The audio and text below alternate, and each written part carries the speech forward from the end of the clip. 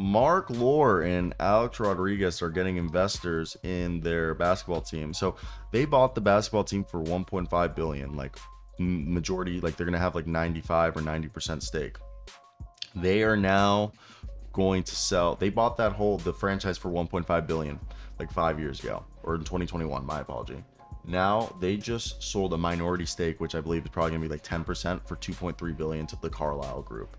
Now, Marc.Lore and Alex Rodriguez are working on a deal with the Carlyle Group to bring the U.S.-based private equity firm or company in as a minority investor in the Minnesota Timberwolves. Lore and Rodriguez agreed to buy the Wolves in 2021 via a tranched-out purchase at a 1.5 billion valuation. If you guys didn't know, there was a rumor that Glen Taylor wanted them to default on payment so then he could resell the team for like 6 billion.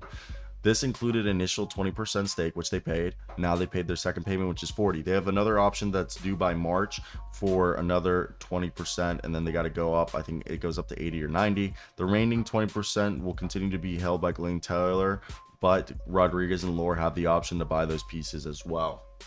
So that's an interesting turn of events, and I don't know. I think when you look at the current landscape of the NBA, you know, ownership has been playing a bigger and bigger part into like good or bad teams, and I think it's definitely, this is an example of, you know, the ownerships coming together.